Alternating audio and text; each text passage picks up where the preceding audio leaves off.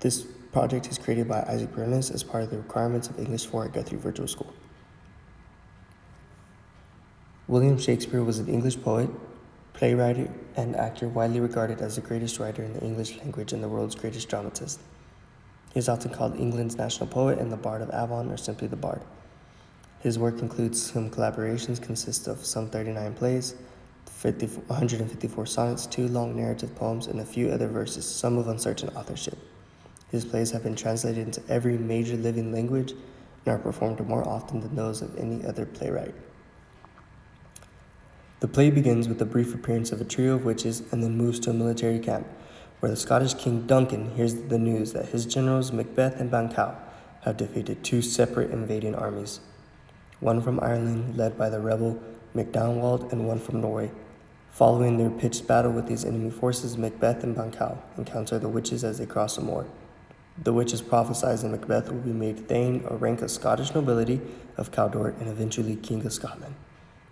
They also prophesy that Macbeth's companion Banquo will beget a line of Scottish kings, although Banquo will never be king himself. The witches vanish, and Macbeth and Banquo treat their prophecies skeptically until the men of King Duncan come to thank the 2 generals for their victories in battle and to tell Macbeth that he has been named Thane of Cawdor. The previous Thane betrayed Scotland by fighting for the Norwegians, and Duncan has condemned him to death. Macbeth is intrigued by the possibility that the remainder of the witch's prophecy that he will be crowned king might be true, but he is uncertain what to expect. He visits with King Duncan and they plan to dine together at Inverness, Macbeth's castle. That night, Macbeth writes ahead to his wife, Lady Macbeth, telling her all that has happened. Lady Macbeth suffers none of her husband's uncertainty. She desires the kingship for him and wants him to murder Duncan in order to obtain it.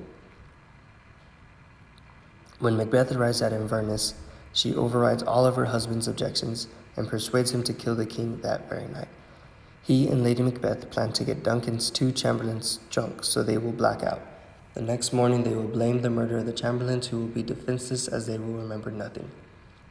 While Duncan is asleep, Macbeth stabs him, despite his doubts and a number of supernatural portents, including a vision of a bloody dagger. When Duncan's death is discovered the next morning, Macbeth kills the chamberlains, ostensibly out of rage at their crime, and easily assumes the king's ship. Duncan's son Malcolm and Donalbain flee to England and Ireland, fearing that whoever killed Duncan desires their demise as well. Fearful of the witch's prophecies that Banquo's heir will seize the throne, Macbeth hires a group of murderers to kill Banquo and his son Fleance. They ambush Banquo and on his way to a royal feast. However, they fail to kill Fleance, who escapes into the night. Macbeth becomes furious. As long as Fleance is alive, he fears that his power remains insecure. At that feast of the night, Banquo's ghost visits Macbeth. When he sees the ghost, Macbeth raves fearfully, startling his guests, who include most of the great Scottish nobility. Lady Macbeth tries to neutralize the damage, but Macbeth's kingship incites increasing resistance from his nobles and subjects. Frightened, Macbeth goes to visit the witches in their cavern. There they show him a sequence of demons and spirits who present him with further prophecies. He must beware of Macduff, a Scottish nobleman who opposed Macbeth's accession to the throne. He is incapable of being harmed by any man born of woman, and he will be safe until Burnham word comes to Dunsinane Castle. Macbeth is relieved and feels secure because he knows that all men are born of woman and that forests cannot move.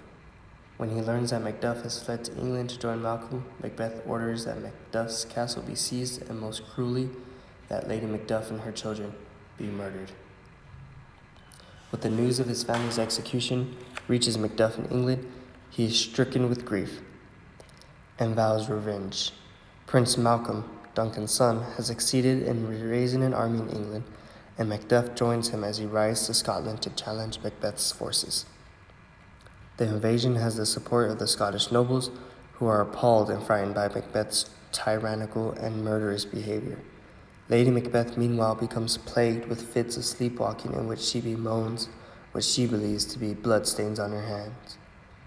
Before Macbeth's opponents arrive, Macbeth receives news that she has killed herself, causing him to sink into a deep and pessimistic despair. Nevertheless, he awaits the English and fortifies Dunsinane, to which he seems to have withdrawn in order to defend himself, certain that the witch's prophecies guarantee his invincibility. He is struck numb with fear, however, when he learns that the English army is indeed coming to Dunsinane, fulfilling half of the witch's prophecy. In the battle, Macbeth hews violently, but the English forces gradually overwhelm his army and castle. On the battlefield, Macbeth encounters the vengeful Macduff, who declares that he was not of a woman born, but was instead ultimately ripped from his mother's womb, what we now call birth by cesarean section. Thus he realizes that he is doomed. Macbeth continues to fight until Macduff kills and beheads him. Malcolm, now King of Scotland, declares his benevolent intentions for the country and invites all to see him crowned at Scone.